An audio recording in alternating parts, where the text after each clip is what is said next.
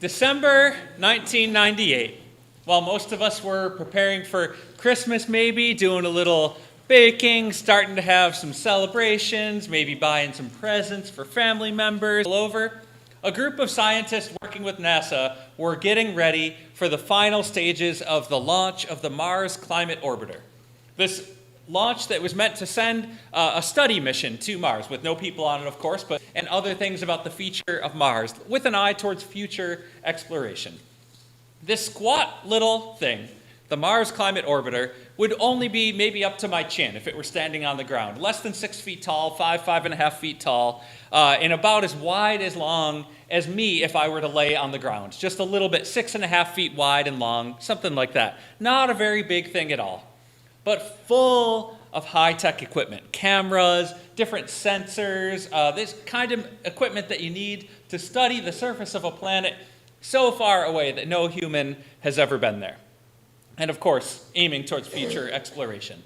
And this, on December 11th, 1998, this orbiter launched. Went off without a hitch, went flying off into space as it did, right in the right direction towards Mars. And over the next 10 months, it sailed on its merry way through space, all $327 million worth of it.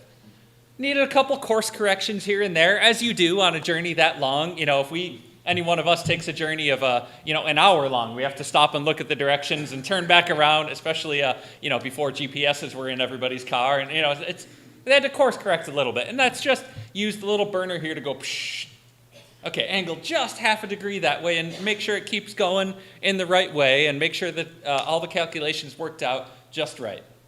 As Mars came closer and closer, and the orbiter got further and further from Earth, the day for arrival started to come. Late 1999, again, 10 months, nearly a year later.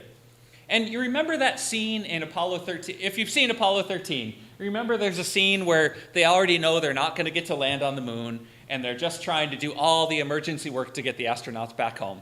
And there's a scene where they're going to use the gravity of the moon to kind of swing around and launch them back towards Earth. And there's that part where they go behind the moon, and it goes dark, and suddenly there's no communication with that ship for, about half an hour or something in real time.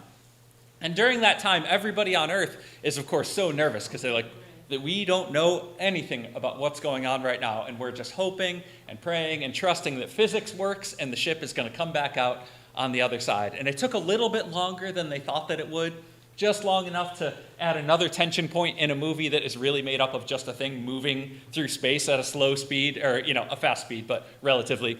Just, a fairly boring movie that they made really, really suspenseful. And one of those was, is it going to come back out into the light? Well, this orbiter, more recently, in 1999, the Mars Climate Orbiter, gets to where it arrives at Mars, and they were surprised it went into the shadow of Mars just like 40 seconds earlier than they thought that it would. And the folks back at NASA are like, wait, what? That was a little soon. And then they were even more surprised when it just didn't come back out. And they kept waiting, and they kept waiting, and for 2 days they were tracking it and waiting, and it just never came back out. What happened to this orbiter? Why did this not work? And eventually they, were able to kind of do different, I have no idea how they figured these things out, but they figured out what happened with all the equipment. What happened? And what happened was this. Well, it smashed into the surface of Mars is what happened. Why it did that is because as it entered Mars, as it got to where Mars was, it was supposed to kind of enter the gravitational pull of Mars, and you have to hit that just right, because if you're too far to the one side, they won't catch enough gravity for it to start to swing around it. But if you're in too close, you're going to hit Mars dead on, and that's what they did. They just hit Mars dead on. When they got to the atmosphere, instead of being 140 miles up where they wanted to be, they were only 35 miles up. And my math may not be that great, but I know that's a really big difference, 35 compared to 140. And at 35 miles up, it didn't take long before it just got pulled in by gravity and crashed. And it happened because one part of this whole complex process of making this thing, one group of people was using a unit of measurement called Newton seconds, and the other group was using a unit of measurement called pound seconds. It sounds pretty similar to me. Half the name is the same, but apparently one is 4 times bigger than the other, and if you don't do the conversions right, nothing adds up right. Maybe if you're only going 10 minutes down the road, it's just fine. You might be like an inch off. But when you're going 10 months down the road, by the time you arrive there, you're so far off that this $327 million equipment smashes and is of no use to anyone.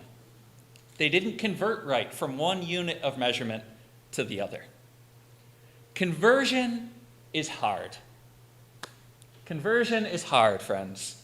And at some point, the results of an incomplete conversion are going to show on the surface. At some point, even if it looks good most of the way along, that one area where we didn't fully convert